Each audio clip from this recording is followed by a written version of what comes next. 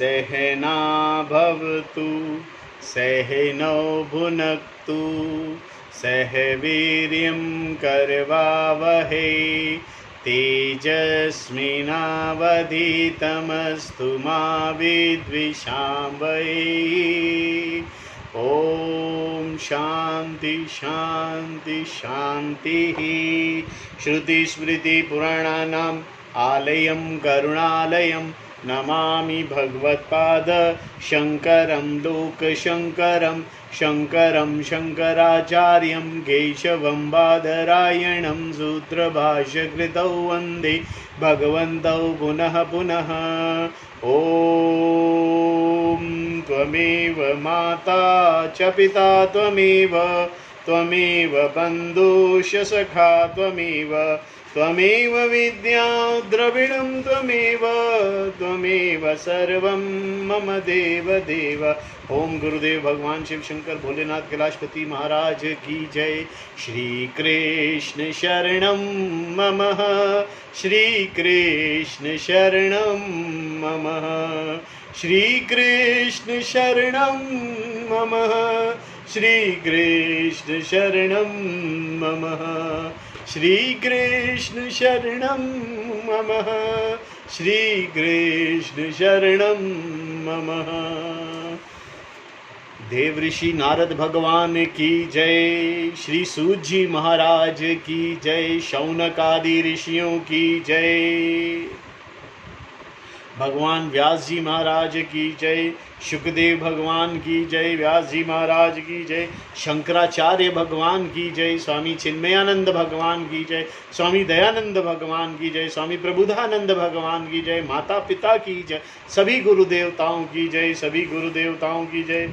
श्री कृष्ण गोविंद हरे मुरारी हे नाथ नारायण वासुदेवा। श्री कृष्ण गोविंद हरे मुरारी हे नाथ नारायण वासुदेवा। श्रीमद् भागवत कथा का रसपान कर रहे हैं। हमने अभी तक श्रीमद् भागवत महात्म्य पढ़ा, जहाँ देव ऋषि नारद जी ने भक्ति से भेंट की। भक्ति का दुख दूर करने के लिए नारद जी ने घोर तपस्या करी और फिर श्रीमद् भागवत का पाठ कराया। श्रीमद् भागवत के पाठ में भक्ति रानी अपने दोनों पुत्रों ज्ञान और वैराग्य के साथ श्री कृष्ण गोविंद हरे मुरारी हे नाथ नारायण वासुदेवा गाती हुई पहुंच गई। और जब श्रीमद् भागवत का पाठ हुआ तो भक्ति रानी फिर तरुणी हो गई, युवावस्था में पहुंच गई। भक्ति प्रकट हो गई, हर सबके दिलों में प्रकट हो गई। जो जो भागवत कथा सुनता है, जो सुनाता है, सबके दिल में भक्ति प्रकट हो जाती है और भक्ति से ज्ञान होता है, अंतःकरण शुद्धि होती है और अंतःकरण शुद्धि होने से ज्ञान होता है और ज्ञान होने से मोक्ष होता है। भक्ति से सीधा मोक्ष नहीं होता, भक्ति से अच्छे कर्म होते हैं। अच्छे कर्म जो कर्म भगवान के प्रति किए जाते हैं उनसे अंतःकरण शुद्धि होती है। अंतःकरण शुद्धि से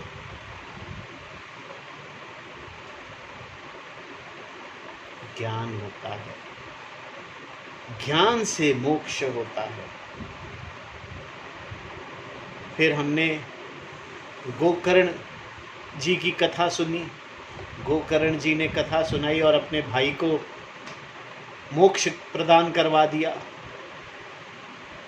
धुंधली उनका जो भाई था, धुंधुकारी, उसको भगवान मोक्ष प्राप्त करवा दिया श्रीमद् भागवत कथा के द्वारा। ऐसी भागवत कथा है ये, जो सुनता है उसे मोक्ष मिलता है।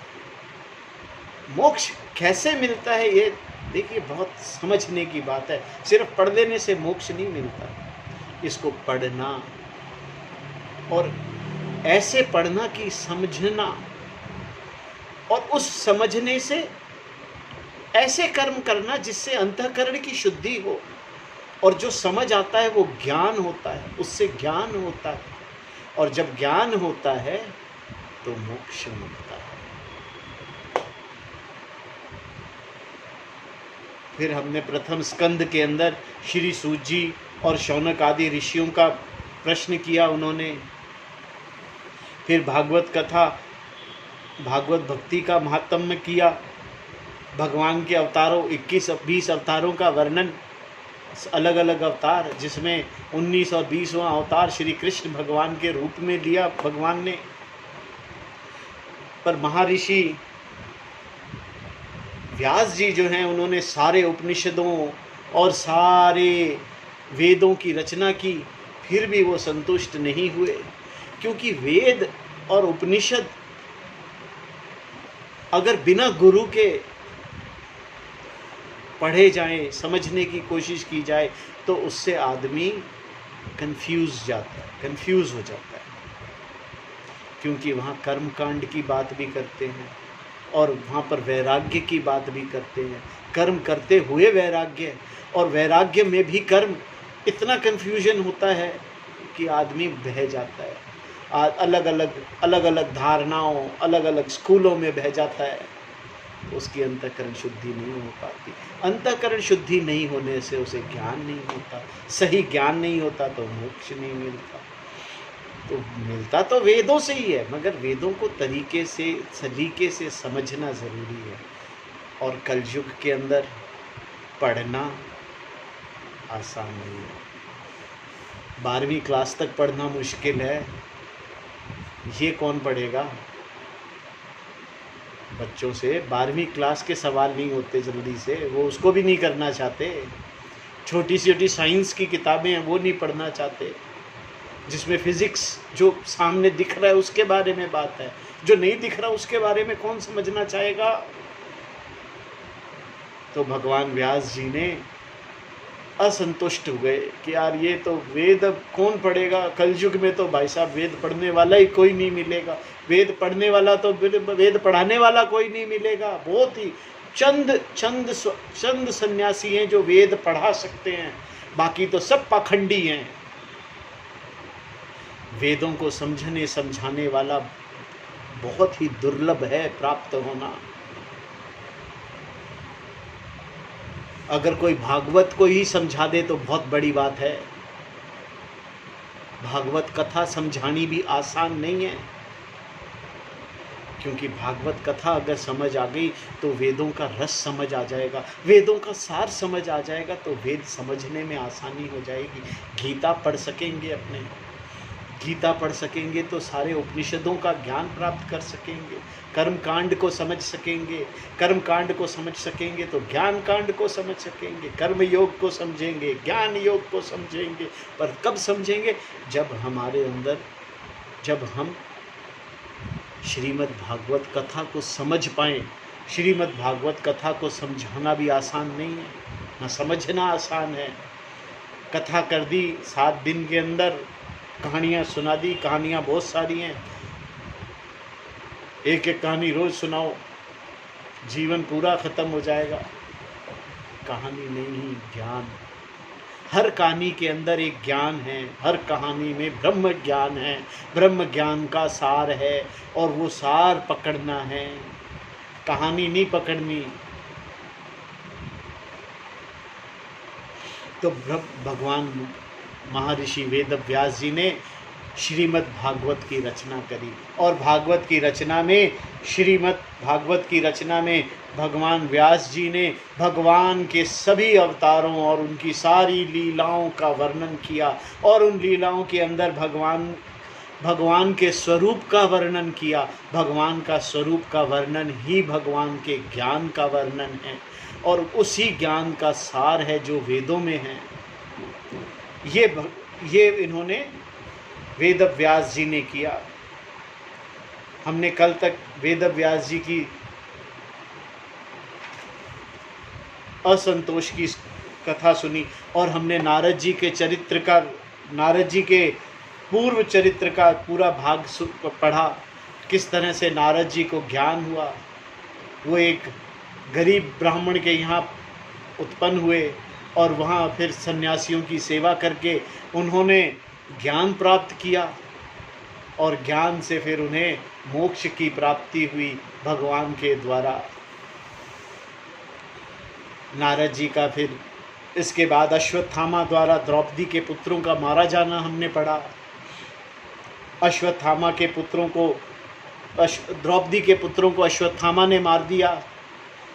अश्वत्थामा जो कि ब्राह्मण थे, जन्म से ब्राह्मण थे, उन्होंने ये पाप कर्म किया कि सोते हुए निहत्थे लोगों पर वार किया, जिससे अर्जुन ने उनसे बदला लेने की ठानी।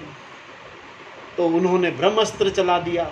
अब ब्रह्मास्त्र चला दिया जिससे उन्हें वापस लेना नहीं आता था। फिर अर्जुन ने अपना ब्रह्मास्त्र चलाया और वो दोनों ब्रह्मास्त्र अर्जुन ने वापस लिए। पर ब्रह्मास्त्र का असर तो कहीं ना कहीं होना ही है। उस ब्रह्मास्त्र का असर कहाँ हुआ, ये आज हम जानेंगे। आज हम पढ़ेंगे कि परीक्षित की रक्षा कैसे की भगवान ने। उस ब्रह्मास्त्र का असर कहाँ हुआ, कैसे हुआ और उसकी रक्षा कैसे और किसने की, कौन कर सकता है। चाहे कोई सा भी अस्त्र हो, उससे रक्षा सिर्फ एक ही कर सकता है, सिर्फ परमेश्वर ही रक्षा कर सकते हैं। आज हम वो कथा पढ़ेंगे और कथा के अंदर ज्ञान को सुनने और समझने की कोशिश करना। देखो, हम एक एक शब्द पढ़ करके ये कथा करेंगे, बहुत धीरे धीरे करेंगे। फटाफट कहानी पाप नहीं काटेंगे। 7 दिन में नहीं करेंगे, 1 महीने में भी नहीं करेंगे, 2-3 महीने चलेगी आराम से। तो 8वें अध्याय के अंदर, प्रथम स्कंद के 8वें अध्याय में सूत जी कहते हैं, इसके बाद पांडव श्री कृष्ण के साथ जलांजलि के इच्छुक मरे हुए स्वजनों का तर्पण करने के लिए स्त्रियों को आगे करके गंगा तट पर गए। वहां उन्होंने सबने मृत बंधुओं को जलदान दिया और उनके गुणों का स्मरण करके बहुत विलाप किया। तदंतर भगवान के चरण कमलों की धूलि से पवित्र गंगा जल से पुनः स्नान किया। वहां अपने भाइयों के साथ कुरुपति महाराज युधिष्ठिर, धृतराष्ट्र, पुत्र शोक से व्याकुल गांधारी, कुंती और द्रौपदी सब बैठकर मरे हुए स्वजनों के लिए शोक करने लगे। भगवान श्री कृष्ण ने धौम्य आदि ऋषियों के साथ उनको संतावना दी और समझाया कि संसार के सभी प्राणी काल के अधीन हैं। जो भी प्राणी है वो काल के अधीन है, क्योंकि प्राणी आया और गया है, जो आता है वो जाता है, वो काल के अंदर है, काल के अधीन है। मौत से किसी को भी नहीं बचाया जा सकता। इस प्रकार भगवान श्री कृष्ण ने अजात शत्रु महाराज युधिष्ठिर को उनका वह राज्य जो ध्रुतों ने जल से छीन लिया था वापस दिलाया, तथा द्रौपदी के केशों को स्पर्श करने से जिनकी आयु क्षीण हो गई थी उन दुष्ट राजाओं का वध कराया। साथ ही युधिष्ठिर के द्वारा उत्तम सामग्रियों तथा पुरोहितों से 3 अश्वमेघ कराए। इस प्रकार युधिष्ठिर के पवित्र यश को 100 यज्ञ करने वाले इंद्र के यश की तरह सब और फैला दिया। इसके बाद भगवान श्री कृष्ण वहाँ से जाने का विचार किया। उन्होंने इसके लिए पांडवों से विदा ली और व्यास आदि ब्राह्मणों का सत्कार किया। उन लोगों ने भी भगवान का बड़ा ही सम्मान किया। तदंतर सात्यकी और उद्धव के साथ द्वारका जाने के लिए रथ पर सवार हुए। उसी समय उन्होंने देखा कि उत्तरा भय से विवल होकर सामने से दौड़ी चली आ रही है। उत्तरा अभिमन्यु की पुत्री थी। अभिमन्यु वो जिसे चक्रव्यूह के अंदर दुर्योधन ने मरवा दिया था। दुर्योधन की स्त्री उत्तरा वो चली आ रही है। उत्तरा ने कहा, देवादिदेव जगदीश्वर, आप महायोगी हैं, आप मेरी रक्षा कीजिए, रक्षा कीजिए। आपके अतिरिक्त इस लोक में मुझे अभय देने वाला कोई दूसरा नहीं है, क्योंकि यहाँ भी परस्पर एक दूसरे की मृत्यु के निमित्त बन रहे हैं। प्रभु, आप सर्वशक्तिमान हैं। यह दहकते हुए लोहे का बाण मेरी ओर दौड़ा आ रहा है। स्वामिन, मुझे भले ही जला डाले, परंतु मेरे गर्भ को नष्ट न करे, ऐसी कृपा कीजिए। सूत जी कहते हैं भक्त वत्सल भगवान श्री कृष्ण उसकी बात सुनते ही जान गए कि अश्वत्थामा ने पांडवों के वंश को निर्बीज करने के लिए ब्रह्मास्त्र का प्रयोग किया है। शौनक जी उसी समय पांडवों ने देखा कि जलते हुए 5 बाण हमारी ओर आ रहे हैं, इसीलिए उन्होंने भी अपने अपने अस्त्र उठा लिए। सर्वशक्तिमान भगवान श्री कृष्ण अपने अनन्य प्रेमियों पर, शरणागत भक्तों पर बहुत बड़ी विपत्ति आई जानकर अपने निज अस्त्र सुदर्शन चक्र से उन निज जनों की रक्षा की। योगेश्वर श्री कृष्ण समस्त प्राणियों के हृदय में विराजमान आत्मा हैं। उन्होंने उत्तरा के गर्भ को पांडवों की वंश परंपरा चलाने के लिए अपनी माया के कवच से ढक दिया। शौनक जी, यद्यपि ब्रह्मास्त्र अमोघ है, फिर भी उसके निवारण का कोई उपाय भी नहीं है। फिर भी भगवान श्री कृष्ण के तेज के सामने आकर वह शांत हो गया। यह कोई आश्चर्य की बात नहीं समझनी चाहिए, क्योंकि भगवान तो सर्वाश्चर्यमय हैं। वे अपनी निज शक्ति माया से स्वयं अजन्मा होकर भी इस संसार की सृष्टि, रक्षा और संहार करते हैं।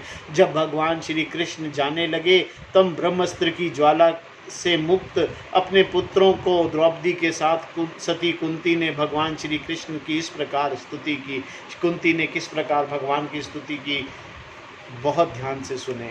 कुंती ने कहा, आप समस्त जीवों के बाहर और भीतर एक रस स्थित हैं, फिर भी इंद्रियों और वृत्तियों में से देखे नहीं जाते, क्योंकि आप प्रकृति से परे आदि पुरुष परमेश्वर हैं। मैं आपको नमस्कार करती हूँ। इंद्रियों से जो कुछ जाना जा सकता है उसकी तह आप विद्यमान रहते हैं और अपनी ही माया के पर्दे से अपने को ढके रहते हैं। मैं अबोध नारी आप अविनाशी पुरुषोत्तम का भला कैसे जान सकती हूँ। जैसे मूढ़ लोग दूसरे वेश धारण किए हुए नट को प्रत्यक्ष देख कर भी नहीं पहचान सकते, वैसे ही आप दिखते हुए भी नहीं दिखते। आप शुद्ध हृदय वाले विचारशील जीवन मुक्त परमहंसों के हृदय में अपनी प्रेममयी भक्ति का सर्जन करने के लिए अवतीर्ण हुए हैं। फिर भी अल्प बुद्धि स्त्रियां आपको कैसे पहचान सकती है। आप श्री कृष्ण वसुदेव देवकी नंदन नंद गोप के लाडले लाल गोविंद को हमारा बारंबार प्रणाम है, जिनकी नाभि से ब्रह्मा का जन्म स्थान कमल प्रकट हुआ, जो सुंदर कमलों की माला धारण करते हैं, जिनके नेत्र कमल के समान विशाल और कोमल हैं, जिनके चरण कमलों में कमल का चिन्ह है। श्री कृष्ण, ऐसे आपको मेरा बारंबार नमस्कार है। ऋषिकेश, जैसे आपने दुष्ट कंस के द्वारा कैद की हुई चिरकाल से शोकग्रस्त देवकी की रक्षा की थी, वैसे ही पुत्रों के साथ मेरी भी आपने बार बार विपत्तियों से रक्षा की है। आप ही हमारे स्वामी हैं, आप सर्वशक्तिमान हैं। श्री कृष्ण, कहाँ तक गिनाऊं। विष से, लाक्षागृह की भयानक आग से, हिडिंबा आदि राक्षसों से, दृष्टि से, दुष्टों की दूत सभा में, वनवास की विपत्तियों से और अनेक बार के युद्धों में अनेक महारथियों के शस्त्रों से और अभी अभी अश्वत्थामा के ब्रह्मास्त्र से भी आपने हमारी रक्षा की है। जगत गुरु, हमारे जीवन में सर्वदा पद पद पर विपत्तियां आती रहें, क्योंकि विपत्तियों में ही निश्चित रूप से आपके दर्शन हुआ करते हैं और आपके दर्शन हो जाने पर फिर जन्म मृत्यु के चक्कर में नहीं आना पड़ता। ऊंचे कुल में जन्म, ऐश्वर्य, विद्या और संपत्ति के कारण जिसका घमंड बढ़ रहा है, वह मनुष्य तो आपका नाम भी नहीं ले सकता, क्योंकि आप तो उन लोगों को दर्शन देते हैं जो अकिंचन हैं। आप निर्धनों के परम धन हैं। माया का प्रपंच आपका स्पर्श भी नहीं कर सकता। आप अपने आप में विहार करने वाले परम शांत स्वरूप हैं। आप ही केवल्य मोक्ष के अधिपति हैं। आपको मैं बार बार नमस्कार करती हूँ। मैं आपको अनादि अनंत सर्वव्यापक सबके नियंता काल स्वरूप परमेश्वर समझती हूँ। संसार के समस्त पदार्थों और प्राणी आपस में टकराकर विषमता के कारण परस्पर विरुद्ध हो रहे हैं, परंतु आप सब में समान रूप से विचार रहे हैं। भगवान, आप जब मनुष्यों की सी लीला करते हैं तब आप क्या करना चाहते हैं ये कोई नहीं जानता। आपका कभी कोई न प्रिय है और न अप्रिय। आपके संबंध में लोगों की बुद्धि ही विषम हुआ करती है। आप विश्व के आत्मा हैं, विश्व रूप हैं। ना आप जन्म लेते हैं और ना कर्म ही करते हैं, फिर भी पशु पक्षी मनुष्य ऋषि जलचर आदि में आप जन्म लेते हैं और उन योनियों के अनुरूप दिव्य कर्म भी करते हैं। यह आपकी लीला ही तो है। जब बचपन में आपने दूध की मटकी फोड़कर यशोदा मैया को खिंचा दिया था और उन्होंने आपको बंधन बांधने के लिए हाथ में रस्सी ली, तब आपकी आंखों से आंसू झलक आए थे, काजल कोपलों पर बह चला था, नेत्र चंचल हो रहे थे और भय की भावना से आपने अपने मुख को नीचे की ओर झुका लिया था। आपकी उस दशा का लीला छवि का ध्यान करके मैं मोहित हो जाती हूँ। भला जिससे भय ही भय मानता हो उसकी यह दशा, जिससे भय ही भय मानता हो वो भय खाकर बैठा यशोदा मैया के सामने। क्या सुंदर रूप है। आपने अजन्मा होकर भी जन्म क्यों लिया है, इसका कारण बतलाते हुए कोई महापुरुष तो यूं कहते हैं कि जैसे माया जल की कीर्ति का विस्तार करने के लिए उसमें चंदन प्रकट होता है, वैसे ही आप अपने प्रिय भक्त पुण्य श्लोक राजा यदु की कीर्ति का विस्तार करने के लिए ही आपने उनके वंश में अवतार ग्रहण किया है। दूसरे लोग यूं कहते हैं कि वसुदेव और देवकी ने पूर्व जन्म में सुतपा और प्रश्नी के रूप में आपसे यही वरदान प्राप्त किया था, इसीलिए आप अजन्मा होते हुए भी जगत के कल्याण और दैत्यों के नाश के लिए उनके पुत्र बने हैं। कुछ और लोग तो यूँ कहते हैं कि यह पृथ्वी दैत्यों के अत्यंत भार से समुद्र में डूबते हुए जहाज की तरह डगमगा रही थी, पीड़ित हो रही थी। तब ब्रह्मा जी की प्रार्थना से उसका भार उतारने के लिए आप प्रकट हुए। कोई महापुरुष तो यूँ कहते हैं कि जो लोग इस संसार में अज्ञान, कामना और कर्म के बंधन में जकड़े हुए पीड़ित हो रहे हैं, उन लोगों के लिए शरण और स्मरण करने योग्य लीला करने का विचार ही आपने अवतार ग्रहण किया है। भक्तजन बार बार आपके चरित्र का श्रवण, गान, कीर्तन एवं स्मरण आदि करके आनंदित होते रहते हैं। वे ही अविलंब आपके उस चरण कमल का दर्शन कर पाते हैं जो जन्म मृत्यु के प्रवाह से सदा के लिए रोक देता है। भक्तवांछ कल्पतरु प्रभु, क्या आप अपने आश्रितों और संबंधी हम लोगों को छोड़कर जाना चाहते हैं? आप चाहते हैं कि आपके चरण कमलों के अतिरिक्त हमें और किसी का सहारा नहीं है। पृथ्वी के राजाओं के तो हम यूं ही विरोधी हो गए हैं, जैसे जीव के बिना इंद्रियां शक्तिहीन हो जाती हैं, वैसे ही आपके दर्शन बिना यदुवंशियों के और हमारे पुत्र पांडवों के नाम तथा रूप का अस्तित्व ही क्या रह जाता है। गदाधर, आपके विलक्षण चरण चिन्हों से चिन्हित यह कुरु जांगाल देश की भूमि आज जैसी शोभायमान हो रही है, वैसी आपके चले जाने के बाद न रहेगी। आपकी दृष्टि के प्रभाव से ही यह देश पके हुई फसल तथा लता वृक्ष से समृद्ध हो रहा है। यह वन, पर्वत, नदी और समुद्र भी आपकी दृष्टि से ही वृद्धि को प्राप्त हो रहे हैं। आप विश्व के स्वामी हैं, विश्व के आत्मा हैं और विश्व रूप हैं। यदुवंशियों और पांडवों में मेरी बड़ी ममता हो गई है। आप कृपा करके स्वजनों के साथ जुड़े हुए स्नेह की दृढ़ फांसी को काट दीजिए।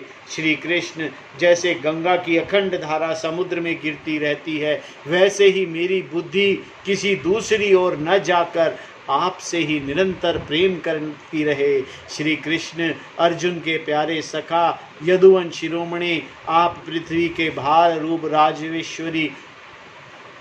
राजवेशधारी दैत्यों को जलाने के लिए अग्नि स्वरूप हैं। आपकी शक्ति अनंत है। गोविंद, आपका यह अवतार गौ, ब्राह्मण और देवताओं का दुख मिटाने के लिए ही है। योगेश्वर, चराचर के रूप भगवान, मैं आपको नमस्कार करती हूँ। यों कुंती ने भगवान की महिमा का गान किया। भगवान की महिमा की स्तुति कुंती ने इस प्रकार की, सूत जी कहते हैं, इस प्रकार कुंती ने बड़े मधुर शब्दों में भगवान की अधिकांश लीलाओं का वर्णन किया। यह सब सुनकर भगवान श्री कृष्ण अपनी माया से उसे मोहित करते हुए से मंद मंद मुस्कान करने लगे। उन्होंने कुंती से कहा, अच्छा ठीक है, और रथ के स्थान से वह हस्तिनापुर लौट आए। वहाँ कुंती और सुभद्रा आदि देवियों से विदा लेकर जब वे जाने लगे, तब राजा युधिष्ठिर ने उन्हें बड़े प्रेम से उन्हें रोक लिया। राजा युधिष्ठिर ने अपने भाई बंधुओं को के मारे जाने का बड़ा शोक हो रहा था। भगवान की लीला का मर्म जानने वाले व्यास आदि महर्षियों ने स्वयं अद्भुत चरित्र करने वाले भगवान श्री कृष्ण ने भी अनेकों इतिहास कहकर उन्हें समझाने की बहुत चेष्टा की, परंतु उन्हें संतावना ना मिली, उनका शोक न मिटा। शौनक आदि ऋषियों धर्मपुत्र राजा युधिष्ठिर को अपने स्वजनों के वध से बड़ी चिंता हुई। वे अविवेक युक्त चित्त से स्नेह और मोह के वश में होकर कहने लगे, भला मुझ दुरात्मा के हृदय में बुद्ध मूल हुए इस अज्ञान को तो देखो। मैंने सियार कुत्तों का आहार इस अनात्मा शरीर के लिए अनेक अक्षौणी सेना का नाश कर डाला। मैंने बालक, ब्राह्मण, संबंधी, मित्र, चाचा, ताऊ, भाई बंधु और गुरुजनों से द्रोह किया। करोड़ों वर्षों में भी नरक से मेरा छुटकारा नहीं हो सकता। यद्यपि शास्त्र का वचन है कि राजा यदि प्रजा का पालन करने के लिए धर्म युद्ध में शत्रुओं को मारे तो उसे पाप नहीं लगता, फिर भी इससे मुझे संतोष नहीं होता। स्त्रियों के पति और भाई बंधुओं के मरने से उनके मेरे द्वारा जो अपराध हुआ है, उससे मैं गृहस्थोचित यज्ञ याग आदि के द्वारा मार्जन करने में समर्थ नहीं हूँ। जैसे कीचड़ में गदला जल स्वच्छ नहीं किया जा सकता, मदिरा से मदिरा की अपवित्रता नहीं मिटाई जा सकती, वैसे ही बहुत से हिंस बहुल यज्ञों के द्वारा एक भी प्राणी की हत्या का प्रायश्चित नहीं किया जा सकता। हरि ओम। श्री कृष्ण गोविंद हरे मुरारी, हे नाथ नारायण वासुदेवा। ओम नमो भगवते वासुदेवाय। ओम नमो भगवते वासुदेवाय। ये था 8वां अध्याय। कल हम करेंगे 9वां अध्याय। युधिष्ठिर आदि सब भीष्म के पास जाते हैं और भगवान श्री कृष्ण स्तुति करते हुए भीष्म का प्राण त्याग, कल भीष्म का प्राण त्याग करेंगे और श्री कृष्ण वापस अपने द्वारकापुरी जाएंगे। आज की कथा को हम यहीं विराम देते हैं, ज़्यादा नहीं पढ़ सकते, थोड़ा थोड़ा रोज़ पढ़ेंगे। श्री कृष्ण गोविंद हरे मुरारी, हे नाथ नारायण वासुदेवा। श्री कृष्ण गोविंद हरे मुरारी, हे नाथ नारायण वासुदेवा।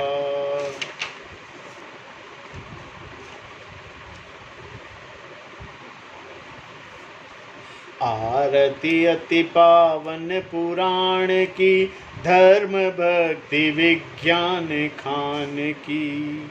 आरती अति पावन पुराण की, धर्म भक्ति विज्ञान खान की। महापुराण भागवत निर्मल शुक मुख विगलित निगम कल्प फल, परमानंद सुधारसमय कल लीलारति रस रस निधान की। आरती अति पावन पुराण की, धर्म भक्ति विज्ञान खान की। कलिमल मथ निद्रिताप निवारिणी, जन्म मृत्युमय भव भयहारिणी। सेवत सतत सकल सुखकारिणी, सौमौषधि हरिचरित गान की। आरती अति पावन पुराण की, धर्म भक्ति विज्ञान खान की। विषय विलास विमोह विनाशिनी, विमल विराग विवेक विकाशिनी। भगवत तत्व रहस्य प्रकाशिनी, परम ज्योति परमात्म ज्ञान की। आरती अति पावन पुराण की, धर्म भक्ति विज्ञान खान की। परमहंस मुनि मन उलासिनी, रसिक हृदय रस रास विलासिनी। भुक्ति मुक्ति रति प्रेम सुदासिनी, कथा किंचन प्रिय सुजान की। आरती अति पावन पुराण की, धर्म भक्ति विज्ञान खान की। हरि ओम तत्सत्। ओम नमो भगवते वासुदेवाय। ओम नमो भगवते वासुदेवाय। श्री कृष्ण गोविंद हरे मुरारी, हे नाथ नारायण वासुदेवा। जब आपको समय मिले तब ये गाते रहें। श्री कृष्ण गोविंद हरे मुरारी, हे नाथ नारायण वासुदेवा। श्री कृष्ण गोविंद हरे मुरारी, हे नाथ नारायण वासुदेवा। ओम नमो भगवते वासुदेवाय। ओम नमो भगवते वासुदेवाय। ओम नमो भगवते वासुदेवाय। ओम नमो भगवते वासुदेवाय। श्रीमन्नारायण नारायण नारायण, श्रीमन्नारायण नारायण नारायण, हरिहर नारायण नारायण नारायण, श्रीमन्नारायण नारायण नारायण। आज की कथा को हम यहीं विराम देते हैं। हरि ओम तत्सत।